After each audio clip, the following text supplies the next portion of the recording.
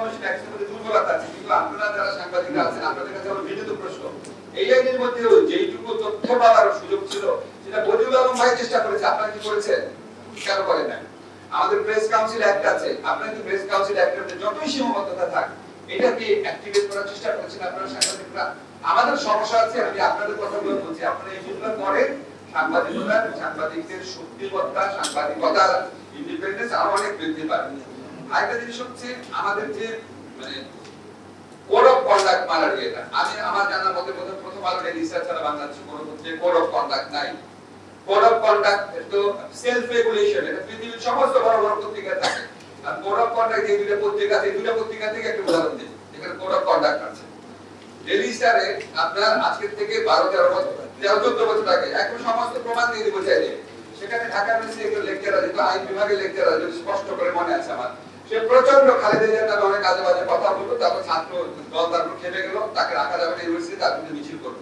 Daily star তাকে national hero বানায় দিল, ফার্স্ট পেজে প্রফেসর নাম দেয়া, সেগুলো লেকচারার, তার নাম লেখা হতো প্রফেসর, প্রত্যেক দিন প্রফেসর লেখা হতো, বিকজ খালেদা জিয়ার বিরুদ্ধে সে বাজে কথা বলেছিল, তারপর ছাত্রদল মিছিল করে তার পদত্যাগ চেয়েছিল। তারপরে যখন তাকে ঢাকা বিশ্ববিদ্যালয়ের শিক্ষক সমিতি ইউনানিমাসলি প্রত্যেকে একত্রিত হয়ে যখন তাকে ঢাকা ইউনিভার্সিটি থেকে বের করে দিল, এই নিউজটা রিলিজে ছাপে না, আমি খুবই সরি, আমি এটা বলতে হচ্ছে যে এত উন্মত্ত মানসিকতা ছিল, বছর কয়েক আগে আত্মহত্যা করেছে, এরকম একটা মানুষকে হিরো বানিয়েছে রেজিস্টার।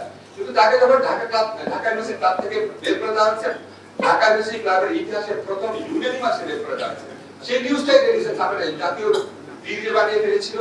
এটা হচ্ছে ডেইলি স্টার, একটা উদাহরণ দিলাম। আর হচ্ছে প্রথম আলো, যে পত্রিকা আমি নিজেই লিখি, প্রথম আলোতে আপনারা দেখবেন সুযোগ পেলেই কি আপনার জাফরুল্লাহ চৌধুরী হচ্ছে বিএনপি পন্থী। আমি সবসময় এই প্রোগ্রামে আছে বলতাম, ভাই জাফরুল্লাহ চৌধুরী বিএনপি পন্থী লেখা আছে, একবার দুইবার হলো আমি নিজের চোখে পড়েছি। জাফরুল্লাহ চৌধুরী বিএনপি হয় পন্থী হয়, তাহলে আনিসুজ্জামান আর জাফর ইকবাল ওনাদের নামের আগে আওয়ামী লীগ পন্থী কেন লেখেন না? কখনো লেখেন। তো এরকম ইনবিল এক ধরনের পার্সিয়ালিটি যদি থাকে, তখন আপনাদের প্রতি মানুষের রেসপেক্ট আসবে না, তবে আপনারা তো একটা পার্টি জানা অংশ। সাংবাদিকতা অন্য জিনিস, একটা দলকে সাপোর্ট করা অন্য জিনিস, কিন্তু আপনি যখন অ্যাডজেক্টিভ ইউজ করেন তখন আপনারা অনেক সাবধান হতে হবে।